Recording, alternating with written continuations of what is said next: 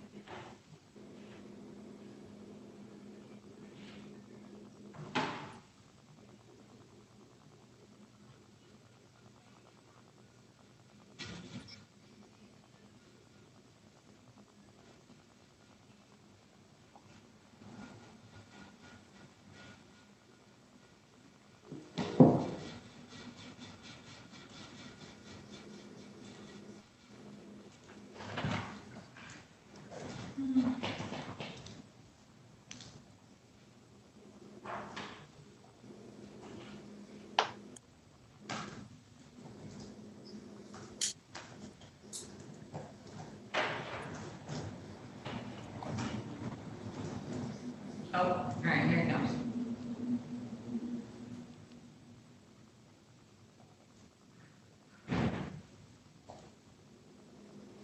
Here he is. All right.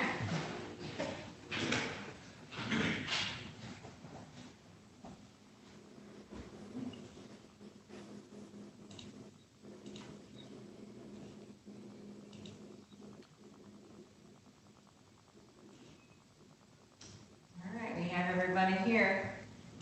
I don't see him. I don't see Mr. You don't Mark. see him? No. There he is. Okay. Okay, you ready to go, you guys? Okay, good morning. This is the March 4th meeting of the Personnel and Human Services Committee of the Berrien County Board of Commissioners. Welcome to our virtual meeting. So I'll call the meeting to order, and if we could have the roll call, please. Harrison, Present from Lincoln Township. Via Majerick. Present from Niles, Michigan. Bell. Present via Zoom from the city of St. Joseph. Mr. Chair, you have 3 present. Thank you. We've got a special guest this morning from our illustrious health department. So Nikki, the floor is yours. All right, I'm going to share some slides. I believe I was requested to talk a little bit about vaccine rollout with a bit of an emphasis on what we're doing in terms of our strategy or our equity strategy to ensure that we do indeed have equitable access to vaccination. So it won't be comprehensive of all things for vaccination for the sake of time, but I'll try to leave some time for questions as well. So just as a reminder, I think I've brought these to these committee before, but if not, we do have 3 goals that we have really been clinging to here locally of what we're doing with COVID-19 vaccination. The first one is we want to prevent the health system from being overwhelmed by COVID-19 patient care. We want to make sure there's enough healthcare resources to care for all of the regular needs that our residents have on an ongoing basis, as well as the extra that comes with COVID-19. The second one is to protect the most vulnerable from death and severe morbidity. That is very good for those vulnerable residents. It is also in service of goal 1, because we know if we're preventing illness and severe illness amongst the most vulnerable, that is also helping to reduce strain on the healthcare system. And then the third one is to maintain certain essential infrastructure.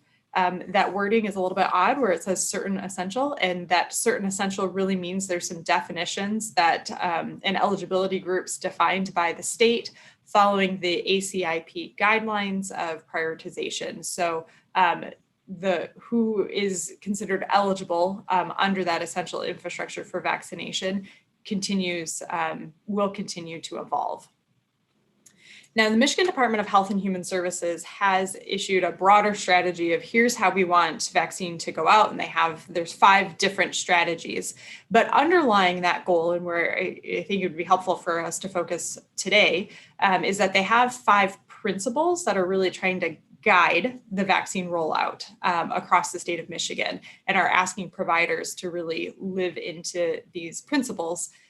We generally do live by these principles in how we do public health here in Berrien County, but I want to talk through those a little bit more. So the first one is just that all Michiganders would have equitable access to vaccines. But equitable access definitely means more than just physical proximity or saying this is open to everybody.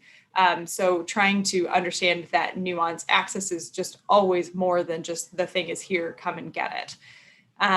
The second principle is that planning and distribution will actively engage the communities that are receiving the vaccine, and particularly including the expertise of leaders from historically marginalized populations. The third one is that communications are transparent, accurate, and frequent. We know that helps build trust throughout this whole pandemic. And getting information to people, accurate information, so people feel like they know what's going on, that has been one of the biggest priorities throughout the pandemic. It continues to be so.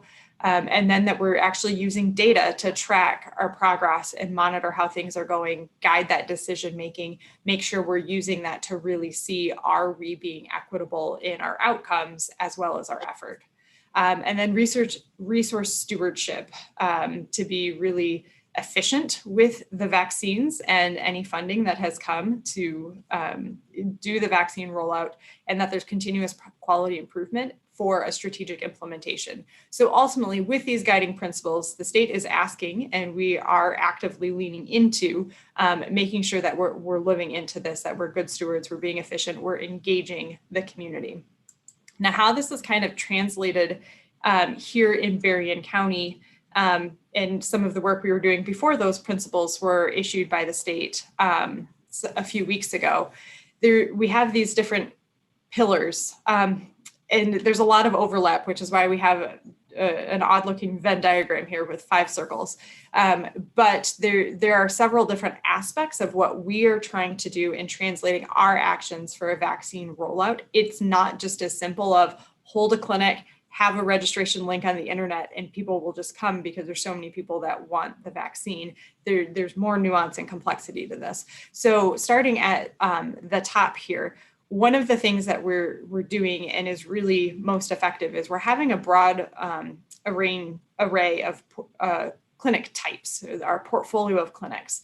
So there's a lot more attention that goes where there's higher volumes being vaccinated, but large scale clinics is really only one type of setting in which we're doing vaccine administration.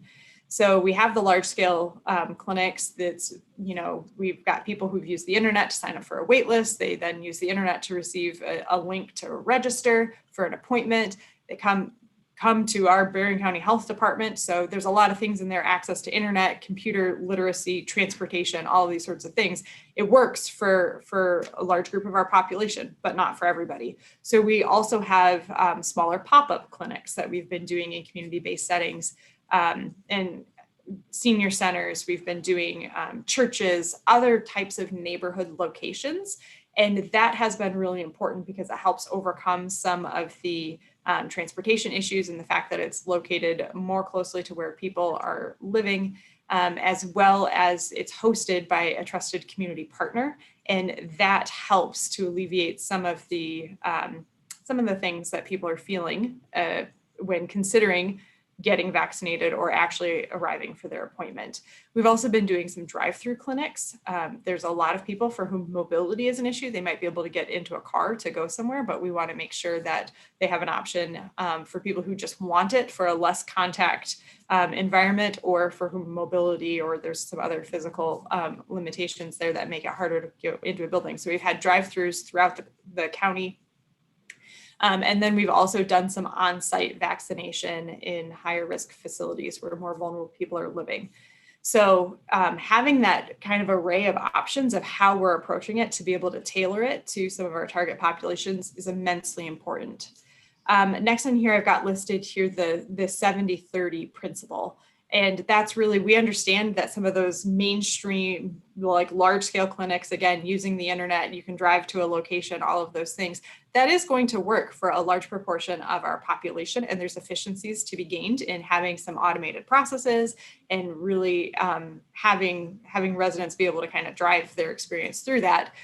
So we're working to have 60% of our appointments really fit that, but we don't want to leave behind the very significant part of our population for whom that process doesn't work. So our team has really been thinking about that. How do we have these two like kind of parallel thought processes and making sure that we are engaging people who have needs and that people are not being left behind or, you know, very delayed in their getting their vaccine because the one way just doesn't fit their needs. The third thing here in the green circle is trust and relationships. So there's a lot of anxiety just in general about how life has been. There's a lot of anxiety about the fact that COVID-19 has really brought to light and illuminated and had disproportionate impacts, but it's illuminated a lot of health inequities. There is a lot of reason why there are populations and groups of people that do not trust government, do not trust healthcare systems. On the flip side, this is an opportunity for government and healthcare to also demonstrate trustworthiness and to use every day as an opportunity to try to build those relationships, to try to demonstrate that we do what we say we're going to do, and we're going to tell you all of these things. So there's this element of building relationships and trust. Public health moves at the speed of trust. If people don't trust what we're saying, then we may as well not be saying it. So there's a lot of work that is going into that. I must mention that the population health team at Spectrum Health Lakeland, as well as other partners, but that has been one of our biggest partners, has really been instrumental in helping to navigate and leverage and work through some of those trust and relationship things. It is very time intensive. Some of it has taken the shape of community dialogue of let's go have a conversation at a church about vaccine hesitancy or some of those sorts of things to really try give people an opportunity to ask questions, have questions answered, and put faces to names, build that relationship. And then in public health, moving to that next box, there's a movement in the field as a whole to ensure that local health departments function in a role. There's a whole bigger thing here that we could talk about one day in the future, but fulfill the role of what's known as a chief health strategist. A chief health strategist as an organization, kind of as a health officer position, that's somebody who's really looking for the broad interests of the community and driving all the partners in the same direction, not simply just focused on the strategic direction of the department itself. So the Berrien County Health Department, we have strategic plans, we have all of these things, but we understand how important it is to make sure our partners are driving in a similar direction. So with vaccine rollout, we have been in very deep and authentic partnership with Spectrum Health Lakeland, with our FQHCs in our community, InterCare, and the Niles Family Health Center, which is part of the Cass Family Clinic Network. We have really been making sure that we are focusing, moving through the vaccine priority areas in tandem, that we're understanding, you know, if Lakeland is able to get this segment of the population readily, let's allow them to do that. We're going to assure that it's getting done because that partner's doing it. InterCare might be over here targeting this population and the health department this way. So when you look across all of us, we're doing exactly what the community needs, but not one organization is saddled with trying to meet all of the different needs. So that's part of that chief health strategist role, that assurance role. And we've really been able to have our partners have a similar type of equity focus and a lot of discussions around how do we weave equity into what we're doing, because we really do see our work very collaboratively and like we're having this collective impact. And so right through that, part of our equitable strategy is really having tailored or laser focus within our priority groups and making sure that we're making intentional effort to really seek out and ensure that vaccine is getting to communities that just might not be the first ones to jump up and down when healthcare and the government is coming through, again, because some of those issues of trust and relationships. So they're all kind of tied together, but those are a lot of the things that we're thinking about with our strategy here. I'm going to skip over this one because I essentially walked you through that. Another key piece of equity, both in the state, but here in Berrien County and how we're paying attention to these things, has to do with the Social Vulnerability Index. And you may have heard about this. There have been some press releases from the state of Michigan that have talked about this. But the SVI is essentially an index. It's been around for a long time, pre-COVID. The CDC has put it together, and it's really takes a lot of different data points about a community and then assigns a numerical value to that. That's what the SVI is. What the SVI tells us, and it gives us an indication of how likely it is that a community or a certain neighborhood or census tract will be more likely to have difficulty in preventing human suffering or financial loss or other type of loss in that community in the face of some sort of disaster.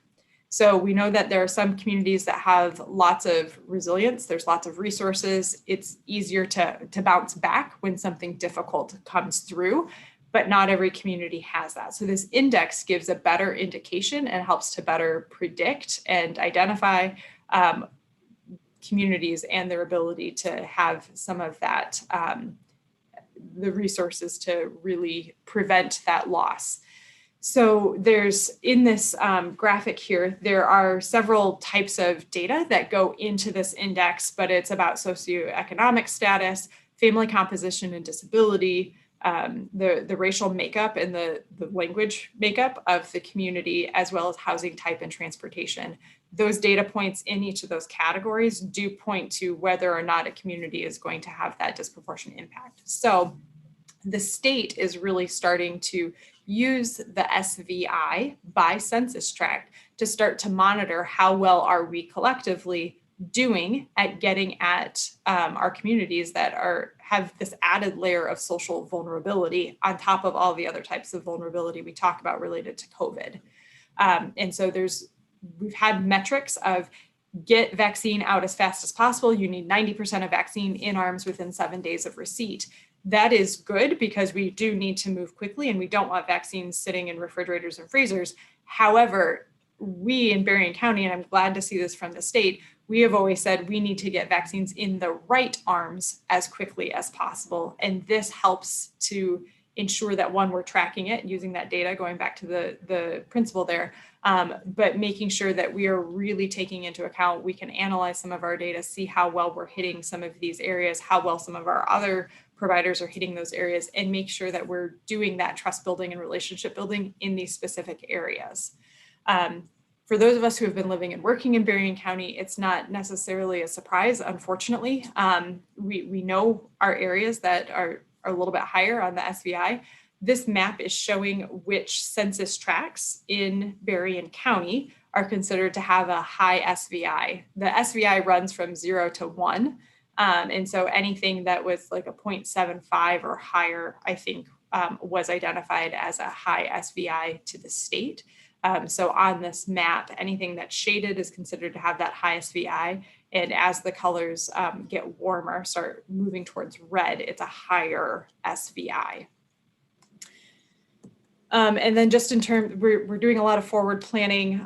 We're trying to make sure that as more eligibility groups become available, there was the announcement yesterday that adults 50 plus will be eligible, those with underlying conditions March 8th, and all adults 50 plus March 22nd. There's a couple other caveats in that as well, but we're really trying to move through, do some forward planning. How do we make sure we incorporate all of these things into what we already have planned for the coming weeks? And again, really settling into our roles with our partners and making sure that we're all driving that direction. Ultimately, the goal is to make sure that we have really high vaccination rates across the county, and we need the intentional effort in the higher SVIs to make sure that those individuals have that access as well. So I'm going to stop there and be happy to take any questions or have any discussion you might want to have. Committee members? Okay, I have one or a few. Are we working with our Bering County VA at all? You know what? No, I mean, that has not been one of our explicit partners. That's a good suggestion there. And the other one is many seniors are not hooked up with the internet. For example, people that are on Meals on. I've gone to their homes because I've delivered with them, yeah, they're homebound all the time. They're not getting anywhere. They don't have the internet. I don't even think they have cell phones, and so they can't be text. How are we communicating with them?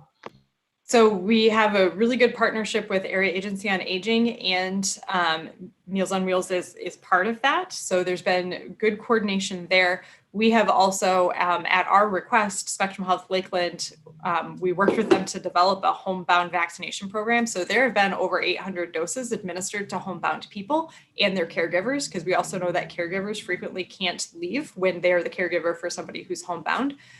So we have been working through that and made significant progress. There's a pilot project that we're also working through with the state of Michigan to take that steps further and also be developing the protocol for the rest of the state. So we are doing great on that front. Not good enough, but great for where we're at. Other questions?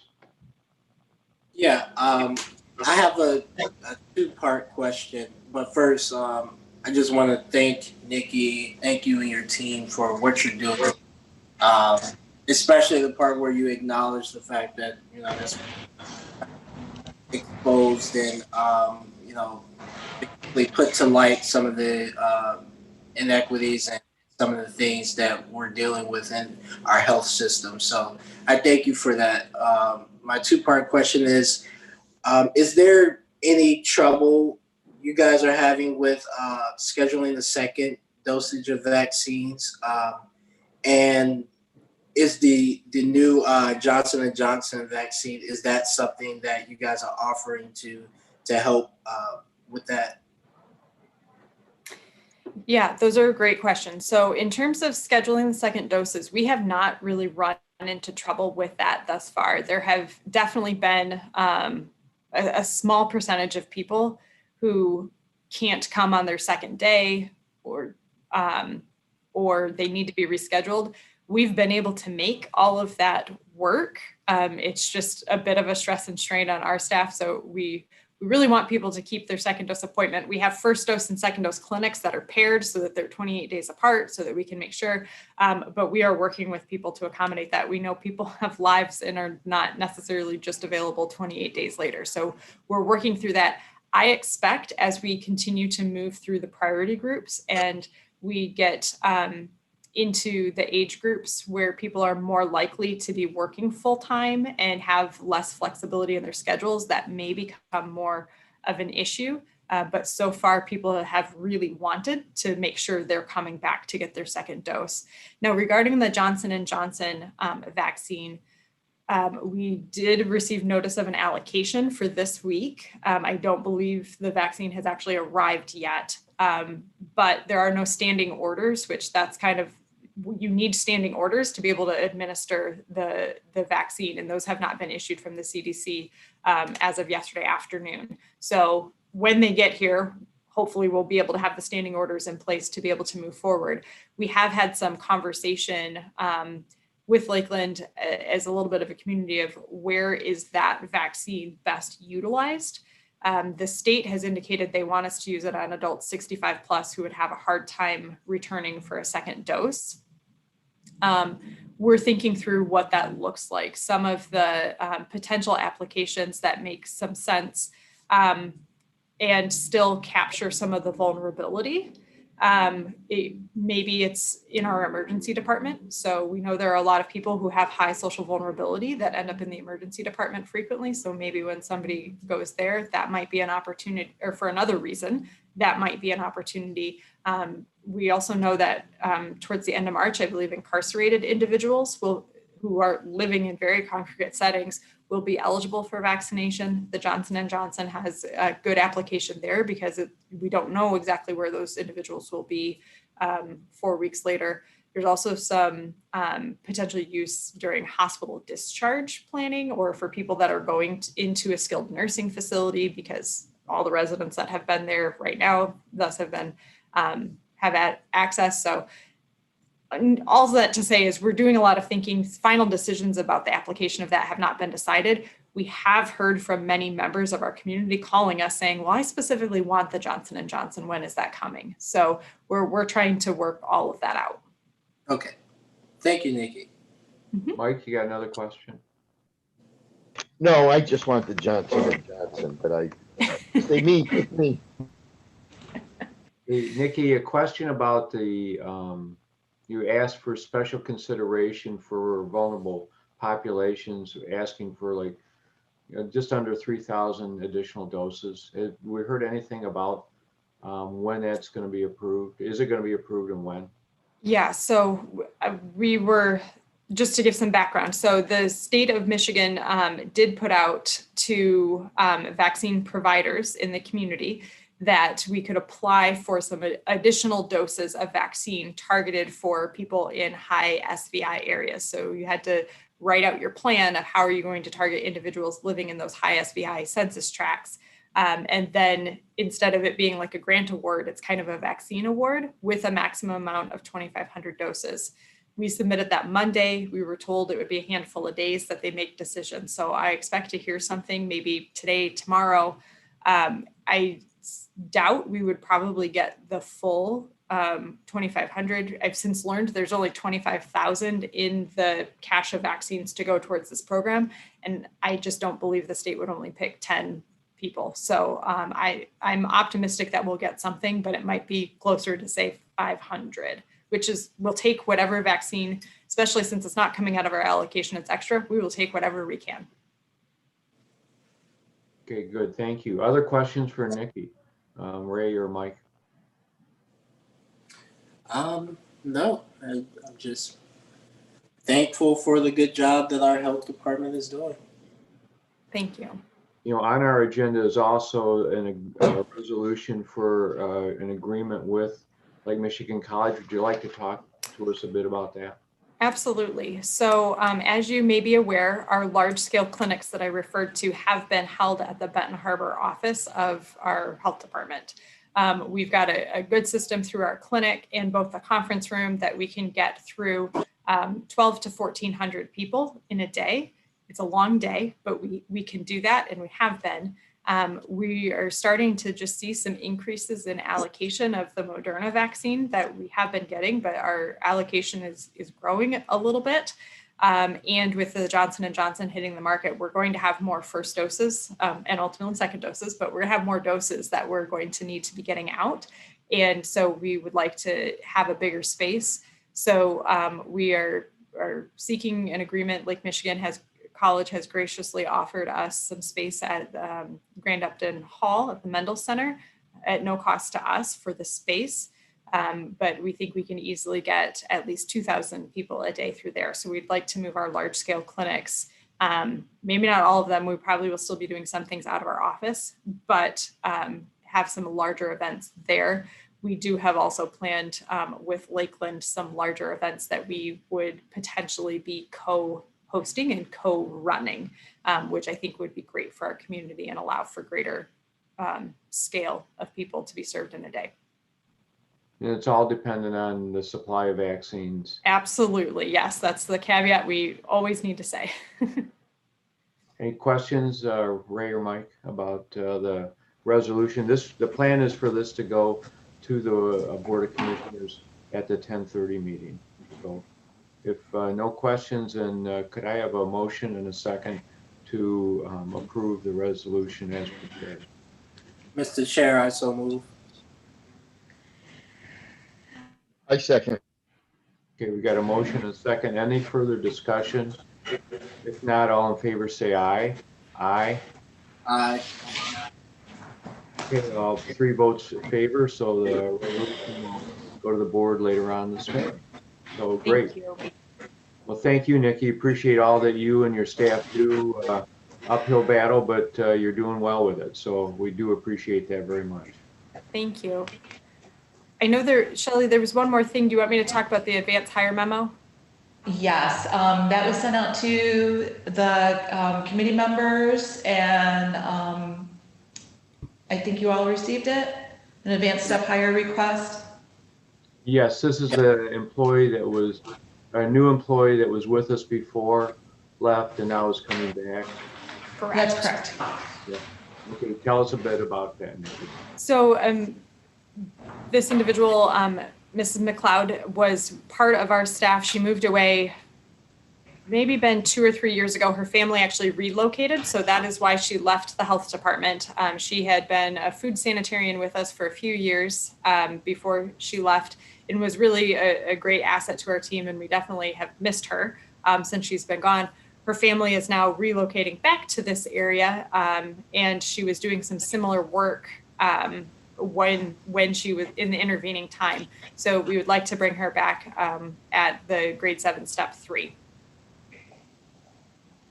Okay, any discussions, Ray or Mike, about it? Seems pretty reasonable to me. I agree. Do you need a motion from us, Shelley? Yes. Okay, if no further questions, could we have a I'll motion? make a motion that we accept her back at step 3. Okay, I say, okay, any further discussion? All in favor of the motion, say aye. Aye. We need to, yeah, we actually need to call a roll call. Oh, For the- I'm sorry. Yep. So Commissioner Majerick, Yes. Commissioner Bell, yes. Commissioner Harrison. Yes. You have 3 yeas, Mr. Chair. Okay, motion passes. So you've got your advanced step higher. So, Thank you so much. okay. There we go. So you're excused from this important meeting now, and you can go do the work. Check on the schedule for Brian. And, Mr. Chair, yes, sir. while we have Nikki, I think there was an announcement at yesterday's health board. Oh, that's true. Yeah. Yes. Thank you for that reminder, Brian. So we did receive official notification that Dr. Johansen is going to retire. He's been with our department for 44 years and has served us for a very long time throughout his career. So we're really grateful for all of his years of service. His last day will be May 31st. So the flip side of that is we are going to need to begin a search for a medical director. So plans for that, I believe, are starting to come together as to what that might look like. That's a big deal. How long has Dr. Johansen been with us? 44. He started as a deputy medical director in the late 70s. He became, and Dr. Silvernail was our medical director at that time. He became our full-time, or our main full medical director, I believe, in 2001. Okay. So still during some of that time, he was also the medical examiner. Okay. Do we have any deputy medical directors now? No. Right.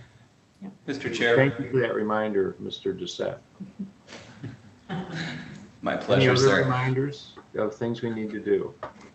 Just a quick update to the committee. Committee members, this will be a search process that will be a little bit unique. This is kind of, well, just for lack of a better term, a unique position. The plan right now is our committee chair, Commissioner Harrison.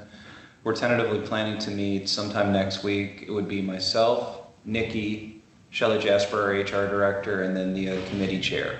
We'll begin our discussions about how to run the search process and the timeline.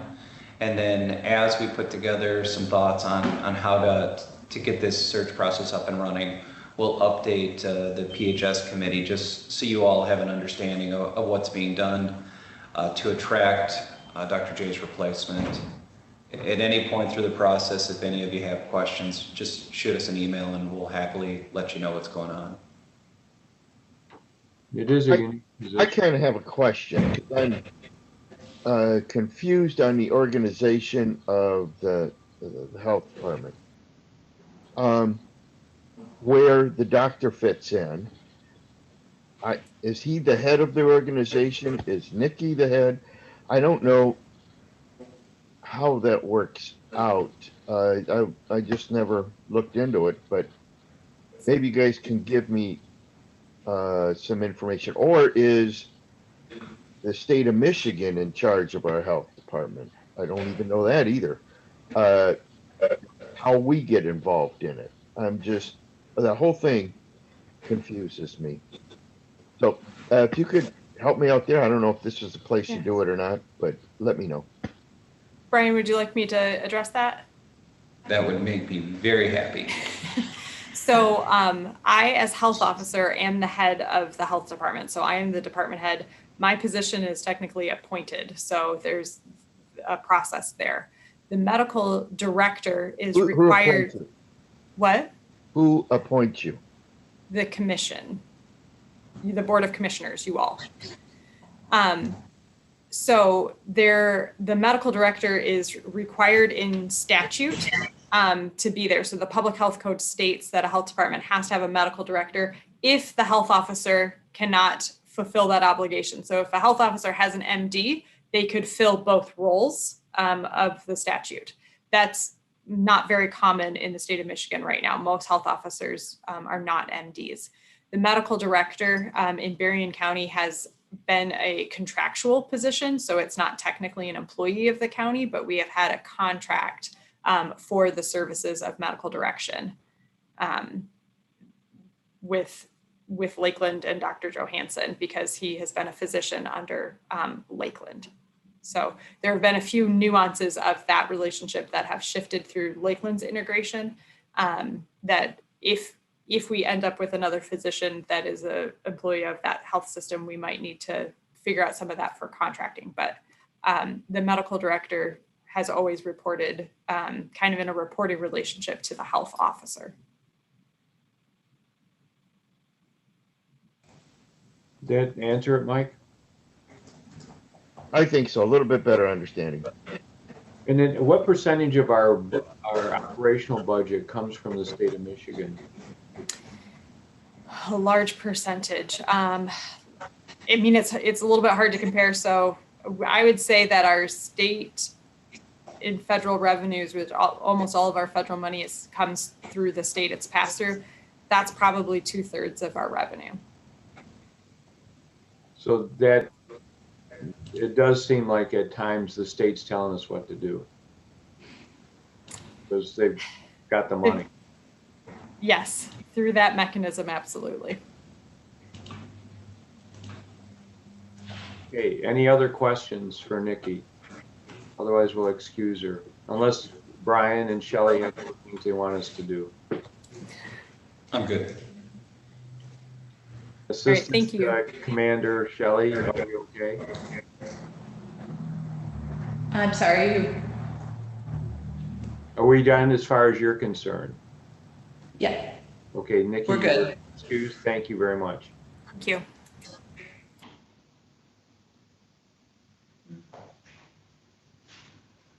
Going back to our agenda, we've got approval of our minutes from public comment. I'm sure all of us have had a chance to review them. Any discussion about the minutes? If not, could I have a motion and a second to approve them?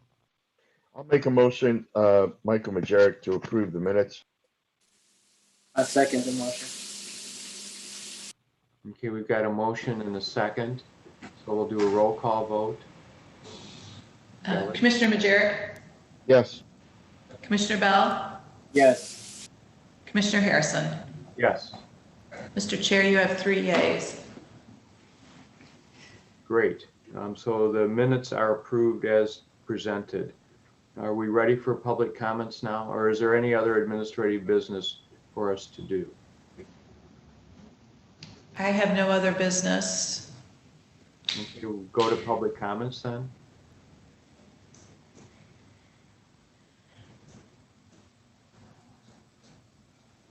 All right, so I've asked you a couple of times, I'll just ask one more time to make sure that we allow everybody an opportunity to put their comments in the chat box. There's 14 people watching right now, but maybe none of them have any comments. I could be.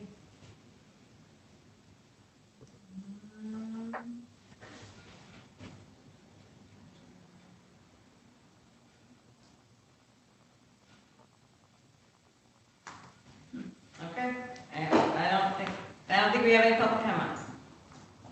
Okay, well then, we've concluded our business, so I will adjourn the meeting and we'll see everybody at 10:30. Thank you very Thank much. you.